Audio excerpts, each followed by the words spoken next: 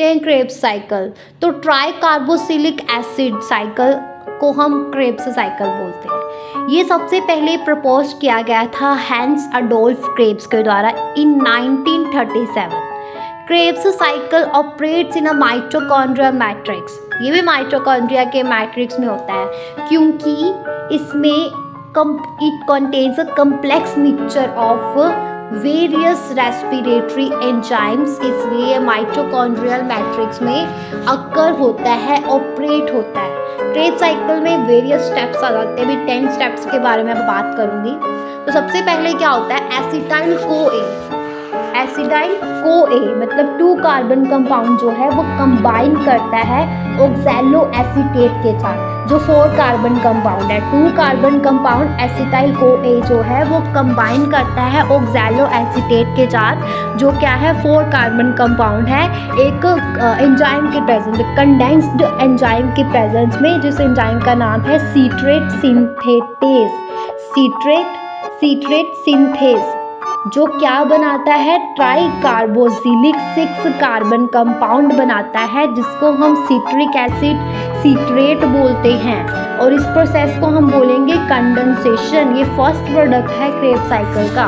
Okay, एक बार फिर से रिपीट करती हूँ कि एसिटाइल को ए जो हमारा एसिटाइल को ए जो 2 कार्बन कंपाउंड है वो कंबाइन करेगा ऑक्सैलो एसीटेट के साथ, जो 4 कार्बन कंपाउंड है इन the presence of condensing enzyme का नाम है सीट्रेट सिंथेटेस। और क्या बनेगा, ट्राई कार्बोक्सिलिक 6 कार्बन कंपाउंड बनेगा, जिसको हम सिट्रिक एसिड बोलते हैं, सीट्रेट बोलते हैं, और इस प्रोसेस को हम कंडेंसेशन बोलते हैं। ये फर्स्ट प्रोडक्ट है क्रेब्स साइकिल का।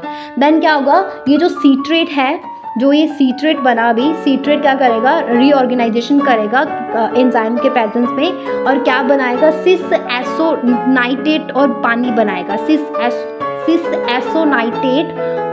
एकोनाइटेट और वाटर बनाएगा सीट्रेट, जो है रीऑर्गेनाइजेशन करके एंजाइम एकोनाइटेज एंजाइम की प्रेजेंस में, एकोनाइटेट एंजाइम की प्रेजेंस में क्या बनाएगा, सिस एकोनाइटेट और वाटर बनाएगा। इस प्रोसेस को हम बोलते हैं डिहाइड्रेशन।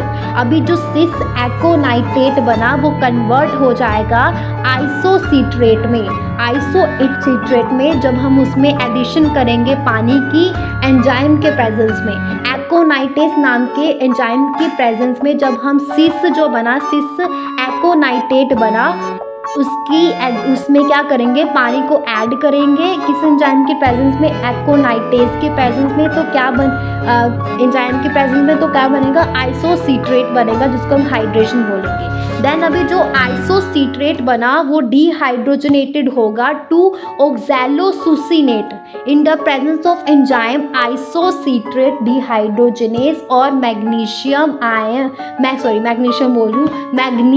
आयन। ओके, अभी क्या होगा, जो आइसोकाइट्रेट बना हाइड्रेशन में, जो आइसोकाइट्रेट बना वो डिहाइड्रोजनेट करेगा टू ऑक्सैलोसुसिनेट एंजाइम आइसोसीट्रेट डिहाइड्रोजनेस और मैग्नीज आयन की प्रेजेंस में, और NaDH2 इज प्रोड्यूस्ड। इसको हम बोलते हैं डिहाइड्रोजनेशन 1। अभी इसके बाद क्या होगा, जो ऑक्सैलोसुसिनेट बना आइसोसीट्रेट के डिहाइड्रोजनेटेड करने से एंजाइम आइसोसीट्रेट डिहाइड्रोजनेस और मैग्नीज आयन के प्रेजेंस में जो क्या बना था, ऑक्सैलोसुसिनेट, वो क्या करेगा, डीकार्बोजाइलेट करेगा और क्या बनाएगा,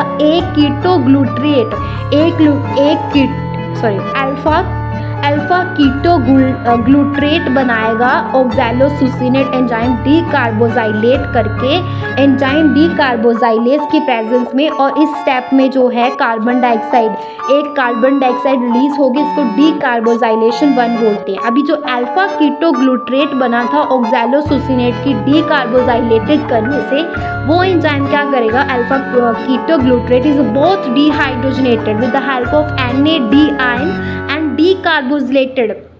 डिहाइड्रोजनेट करेगा और डीकार्बोजाइलेट भी करेगा। कौन सा एंजाइम, अल्फा कीटोग्लूट्रेट एंजाइम। किसकी प्रेजेंस में, कौन सी एंजाइम के प्रेजेंस में, कीटोग्लूट्रेट डिहाइड्रोजनेस एंजाइम के प्रेजेंस में। इस स्टेप को हम बोलते हैं डिहाइड्रोजनेशन 2 एंड डीकार्बोजाइलेशन 2।